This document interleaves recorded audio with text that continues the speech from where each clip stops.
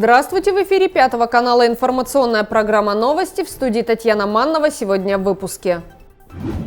Общеобразовательные организации ИНТы закрылись на карантин.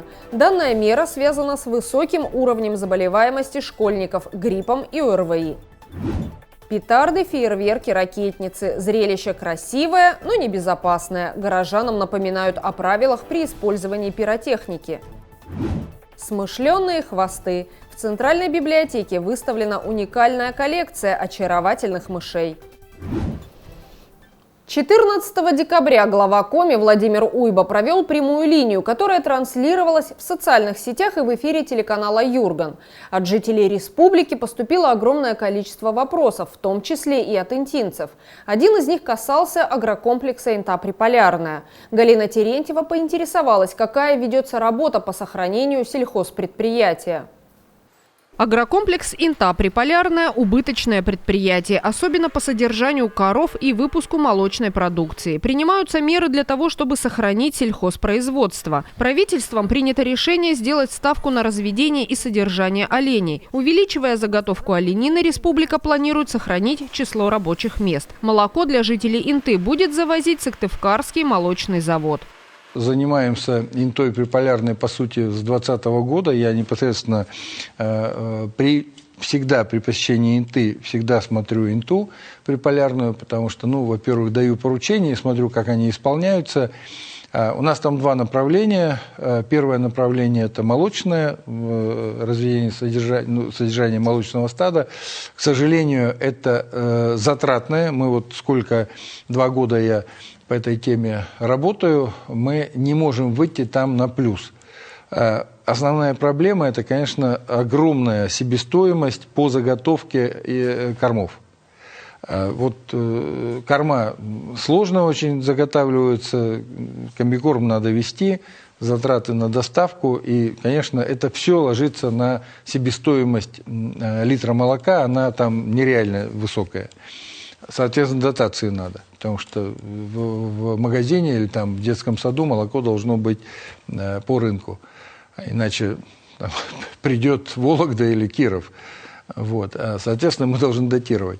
А второе направление – это как раз разведение содержания оленей. Это направление, что называется, в десятку. Это направление, которое и по территориальному, и по экономическому составляющей, и по климату это как раз для ИНТы.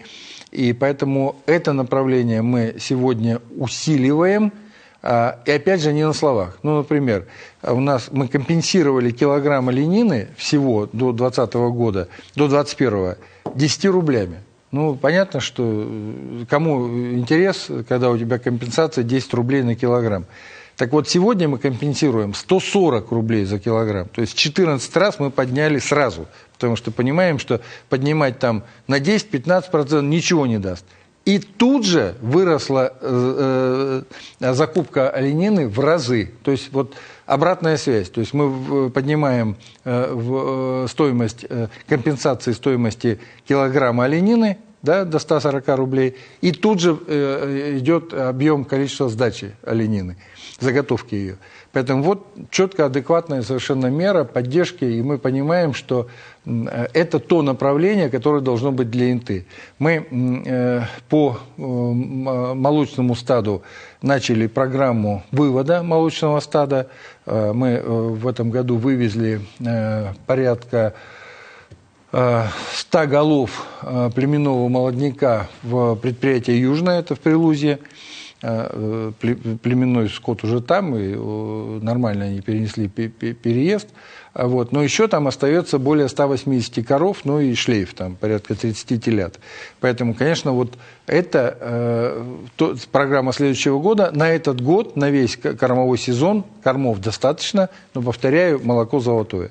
Поэтому, конечно, мы все-таки любое хозяйство должно быть рентабельным. Мясо оленя рентабельно, и мы буквально, я говорю, поддержали до 140 рублей за выкуп компенсации килограмма, и тут же взлетело количество заготовки. А по молоку, представьте себе, мы по молоку только поддержку на этот год по молоку более 30 миллионов рублей. И все равно оно убыточное, все равно оно золотое, это молоко. Поэтому, конечно, все стадо молочное будем переводить в более южные наши районы, где молоко рентабельное. Ну, а здесь будем молоко привозить, потому что есть наши хозяйства, наши же Сыктывкарский молочный завод, который готов к поставку молока. И здесь выгоднее поставки молока осуществлять все-таки вот с наших южных районов республики. Отвечая на вопросы жителей республики, глава Коми также рассказал о планах развития арктических территорий, куда в том числе включена ИНТА. Сейчас в Минвостокразвитии России на утверждении находится план социального развития центров экономического роста Республики Коми. Их будет 4. Один из них – Центр развития минеральных ресурсов и горного туризма в ИНТе. На 2022-2023 годы на развитие арктических территорий республики предоставлено более миллиарда рублей. Деньги будут направлены на приобретение аэродромной и пожарной техники для территориальных подразделений противопожарной службы для всех арктических муниципалитетов. Помимо этого планируется покупка 20 автобусов ПАС, по 5 единиц для каждого арктического муниципалитета. Также будет приобретена коммунальная и снегоочистительная техника для Воркуты, Инты и Усть-Цилимского района. Интинские депутаты провели итоговое заседание Совета округа. Внесены последние изменения в бюджет города на этот год. Принят главный финансовый документ Инты на следующий год и плановый период до 2025 года. Рассмотрен вопрос об изменении статуса муниципального образования городского округа Инта и ряд других важных для Приполярья документов. Из 20 избранных депутатов в заседании Совета округа приняли участие 15. Парламентариям предстояло рассмотреть и утвердить 7 вопросов. Самые главные касались бюджета Инты. Депутаты внесли заключительные уточнения в финансовый документ уходящего 2022 года. Поправки у нас будут незначительные, те, которые мы с вами обсудили на совместной депутатской комиссии. Общие поправки составляют 750 тысяч, из них 238 тысяч – это целевые средства, которые по переданным полномочиям по доходной части мы их фиксируем и заводим в расходную часть по администрации по переданным полномочиям. И 512 тысяч – это те средства, которые сэкономили наши бюджетные учреждения, перенаправляем на отрасль образования. Все направления расходов мы с вами проговорили на совместной депутатской комиссии. И я вам говорила о том, что мы ожидаем еще 2 целевые субсидии. Первая, значит, субсидия, которую мы уже сегодня получили, это субсидия на софинансирование расходных обязательств по оплате труда отрасли образования, школы, сады и доп. Образования. Общая сумма, которую мы получили, это распределение, значит, у нас было от 13 декабря. Сумма, которая выделена муниципальному образованию, составляет 40 миллионов 722 тысячи. Мы так с вами и говорили, что порядка 40 ожидаем денежных средств. И дополнительное уточнение по доходной и, соответственно, по расходной части бюджета связано с платой за присмотр и уход за детьми, посещающими детский сад. Республика произвела уточнение, сняла у нас почти 5 миллионов 700. Это связано с тем, что деток в детских садах у нас становится все меньше, и посещаемость деток не стопроцентная. Таким образом, проведены уточнения, чтобы не оставались неосвоенные денежные средства.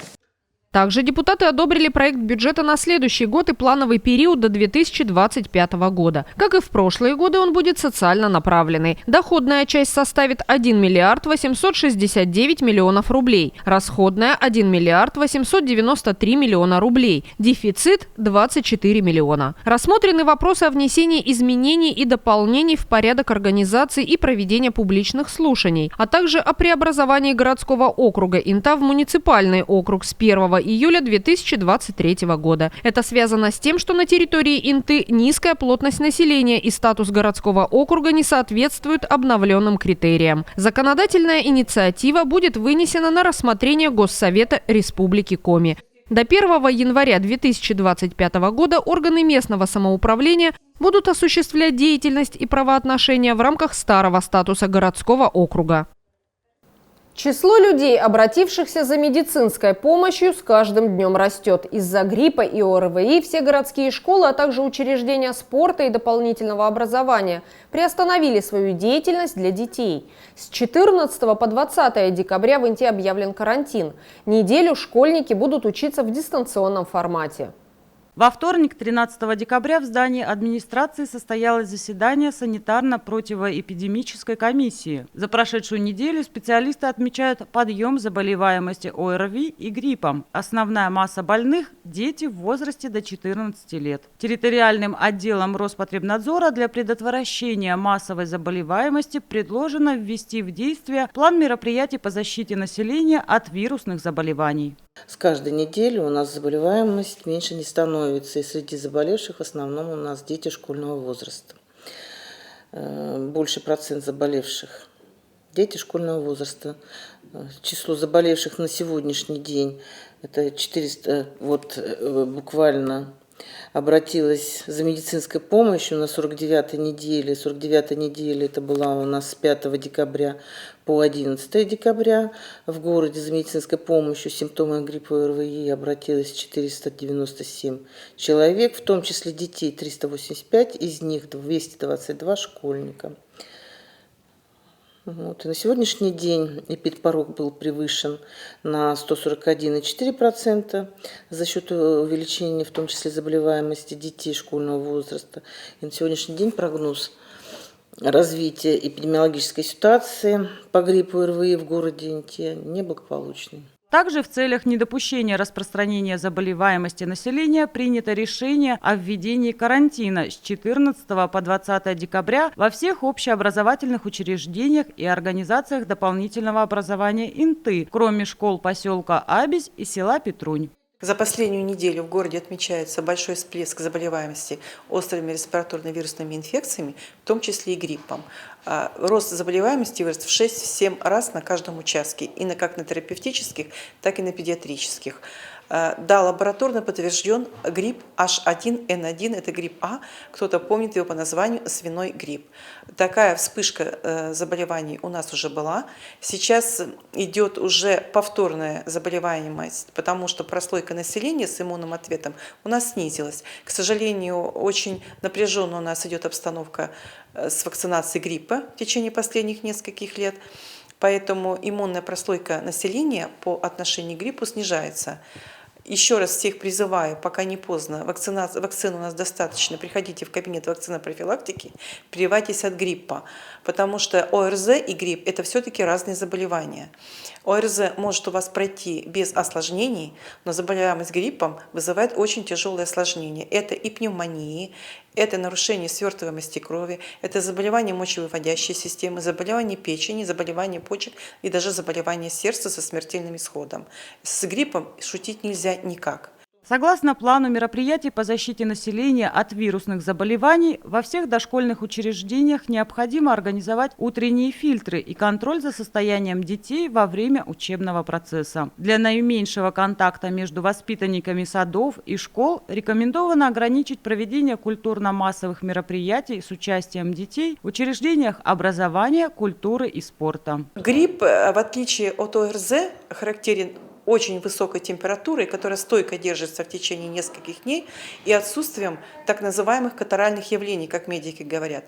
То есть нет ни кашля, ни чихания, да, как бывает при ОРЗ, нет ни соплей обычных. Это просто тяжелая интоксикация организма и высокая температура.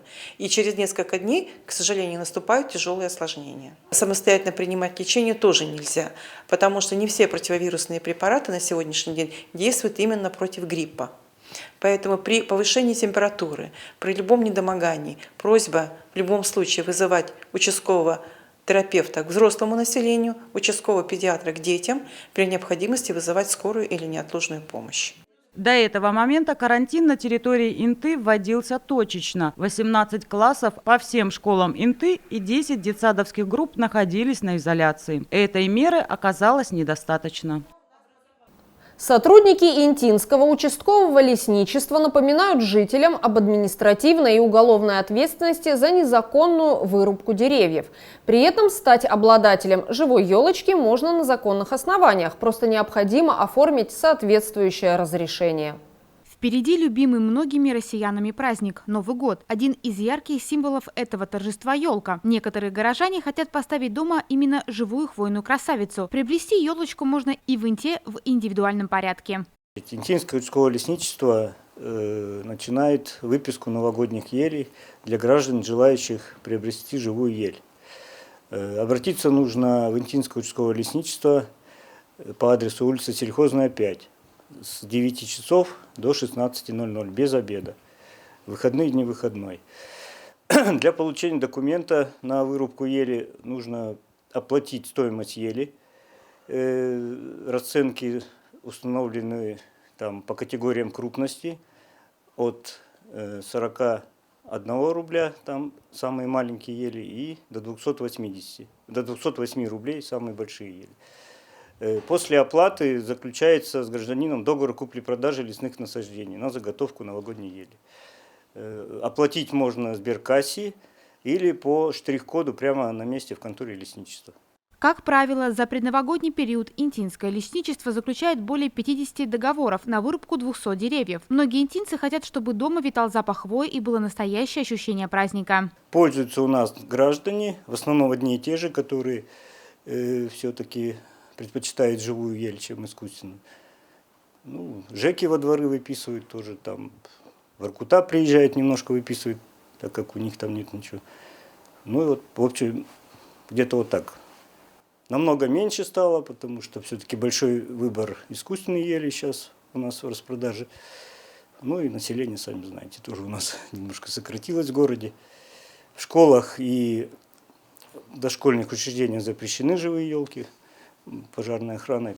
Жителю, который захотел приобрести ель, необходимо самому ее добыть. После оформления разрешительных документов дерево можно срубить вплоть до 31 декабря, в любой удобный день и в строго определенных местах. В договоре купли-продажи указывается место заготовки новогодней ели. Места определены. Ну, у нас места каждый год одинаковые, где есть дороги, значит, существующие дороги. За станцией по дороге на реку Кажим, в сторону водовода за Западным и в сторону 35-го до пристани. Больше как бы дорог нет в Гослесфонд, поэтому участков больше нет. Ну, там 4-5 участков получается у нас еще попутно. В предновогодний период сотрудники Интинского лесничества и правоохранительные органы будут активно вести патрулирование лесного фонда, чтобы выявить интинцев, занимающихся незаконной вырубкой елок. Напомним, что за это предусмотрено административное или уголовное наказание. В частности, в соответствии с Кодексом административных правонарушений, заготовка лесных насаждений без оформления договора о купле-продаже влечет штраф.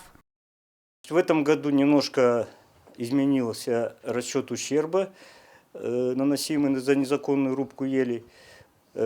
За одну ель он составит, мы так посчитали, 2150 рублей. Вот. Кроме того, там предусмотрена административная ответственность, помимо возмещения ущерба, которая для граждан от 3 до 4 тысяч это выписывается.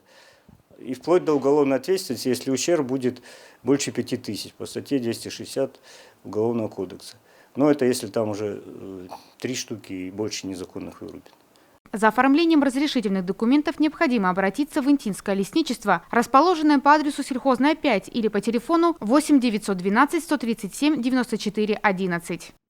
Совсем немного времени остается до Нового года. Одна из праздничных традиций – запуск фейерверков, петард и другой пиротехники, которая создает волшебную атмосферу. Но не стоит забывать, что кроме положительных эмоций, которые приносит запуск салютов, такая забава может таить опасность. Специалисты напоминают, как, соблюдая элементарные правила, можно обезопасить себя и свое жилье. Петарды, фейерверки, салюты и бенгальские огни могут стать причиной пожара или серьезно поранить человека. Они включают в себя достаточно тяжелые металлические элементы, которые могут привести к большому количеству травм рук и лица. Чем опасна пиротехника и как избежать неприятных последствий, рассказал старший инспектор отдела надзорной деятельности и профилактической работы Иван Черненко. В преддверии наступления Нового года и Рождества граждане для того, чтобы создать яркую атмосферу и радостную, во время праздников активно используют пиротехническую продукцию. То есть различные фейерверки, ракеты, петарды, бенгальские огни. Хочется напомнить основные требования пожарной безопасности, которые очень простые, и их соблюдение не требует особых навыков или какого-либо труда. То есть применение пиротехнической продукции должно осуществляться исключительно в соответствии с инструкцией завода-изготовителя. Запрещается применять пиротехническую продукцию в помещениях, получается, на территории взрывоопасных объектов, на сценических помещениях, площадках, на территории объектов культурного наследия, заповедников. И не допускается применение изделия с истекшим сроком годности, а также со следами порчи.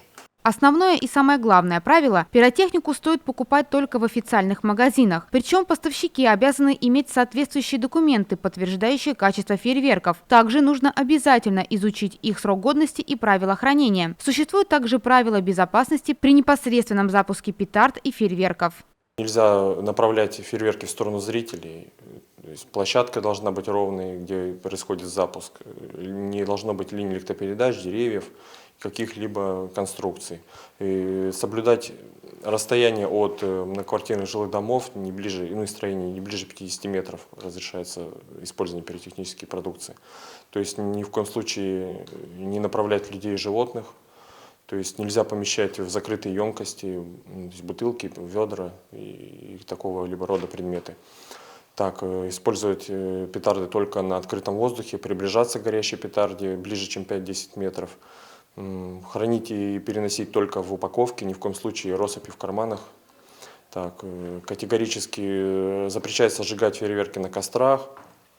То есть ни в коем случае нельзя наклоняться над горящей, и вообще лучше исключить непосредственно использование в упор, когда петарда смотрит на человека, допустим, или фейерверк. Так, и не держать в руках после поджога.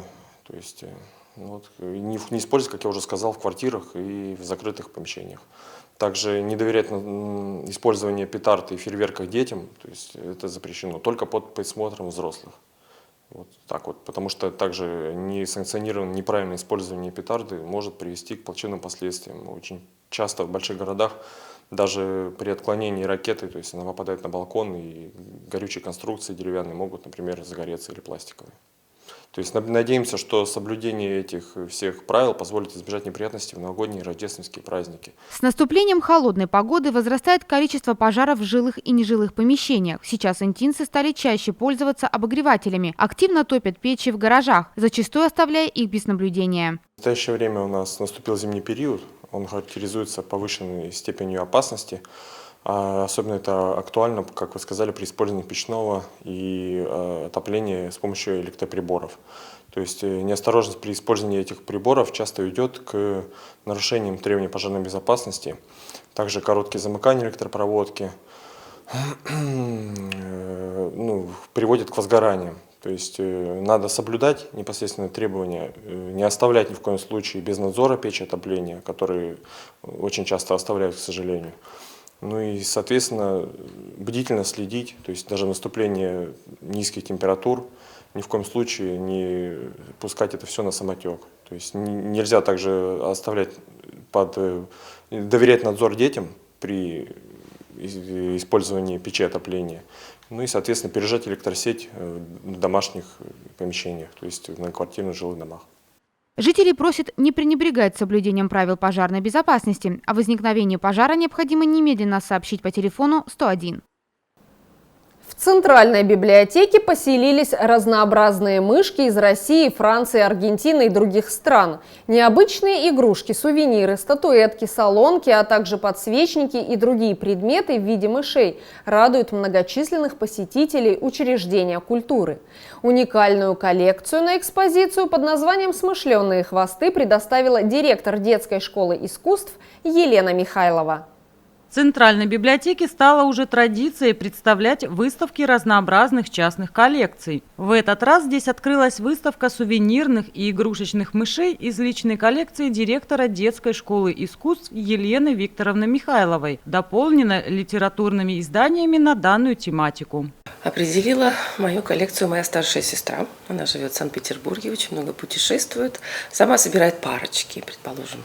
Мальчика, девочку, там из Калмыкии привезла сайгака и белого монаха, очень большая, огромная выставка дома, коллекция. Она говорит, ну давай. Я говорю, ну я по гороскопу крыса, но крыс как-то неинтересно собирать, и мы решили мышек. И первая мышка приехала из Франции. Такой маленький мышонок, колпачочки и вилочка, 3 ножки прозрачные. Это вот вилочка держать сыр и резать. Она так покорила меня, эта мышка. Следующая мышка приехала из Финляндии. В спичечном коробке лежит горячий финский парень. И это меня увлекло. В коллекции свыше 100 мышек. Я теперь привожу отовсюду, интересуюсь, когда езжу в какие-то места, если там. И мечтаю съездить в город Мышкин. Надеюсь, их коллекция не переедет ко мне. Елена Викторовна собирает свою коллекцию забавных игрушечных мышей уже более 15 лет. Сегодня в ней насчитывается около 100 мышей. Каких здесь только грызунов нет. Из пластика, дерева, камня, глины, фарфора, стекла, керамики, железные, тряпичные и вязаные куклы-мышата и даже игрушки из киндер-сюрприза. Существенная доля экспонатов привезена из разных стран мира, а часть – это подарки. Много дарят, коллеги знают, что я собираю. Ученики иногда приносят в подарок. А так в основном привожу. Вот были в Новосибирске, вот там есть памятник в научном городке, в Академгородке, лабораторной мыши. Ну, естественно, я там не смогла не купить новосибирскую мышь из Академгородка. Так вот много. В Японии мышка есть. Вот не повезло в Египте мышей, нет там у них герои-кошки. По словам коллекционера, основным местом дислокации личного мышиного музея является ее рабочее место. Именно здесь Елена Викторовна проводит большую часть своей жизни, и эти милые мышата, как тотемные животные, оберегают ее и помогают в делах. Есть вещи, которые, конечно, есть штучки, которые мне очень дороги. Познакомиться с коллекцией интинцы и гости города могут вплоть до конца января. Исторические и бальные танцы, романсы, бальный этикет, игры, фотозоны и многочисленные сюрпризы. Сотрудники Центральной библиотеки приглашают интинцев посетить литературно-музыкальный салон «Его Величество Бал». В пятницу вечером двери Центральной библиотеки будут открыты для всех интинцев, желающих окунуться в сказочную атмосферу и побывать на светском балу. Дамы и господа, леди и джентльмены, судари и сударыни, жаль, что мы, жители 21 века, не видели настоящего бала. А так хочется оказаться в праздничном зале в легком белом платье. Ловить на себе восхищенные взоры, внимать равномерному шуму голосов, приветствий, оказаться в свете и блеске веселого общества. А ведь такое возможно. В эту пятницу, 16 декабря, в 18 часов, вы можете окунуться в изысканную атмосферу бала. Вас ждут исторические танцы, бальные танцы, мастер-классы по танцам от Смирновой Татьяны, руководителя танцевально-спортивного клуба «Виват», романсы, изучение бального этикета, игры и сюрпризы. А также вы сможете стать участником конкурса на самый лучший образ. Дорогие жители и гости города, мы ждем вас по адресу улица Куратова, 19, Центральная библиотека. 16 декабря в 18:00. Принять участие может любой желающий. Быть профессиональным танцором при этом вовсе не обязательно. На балу приветствуется дресс-код. Мужчин рады видеть во фраках или черных костюмах, дам в платьях ниже колена. Бал начнется ровно в 18 часов в Центральной библиотеке в эту пятницу. Это все, о чем мы хотели рассказать вам сегодня. Смотрите новости на 5 канале, будьте в курсе значимых событий Инты. Всего доброго и до свидания.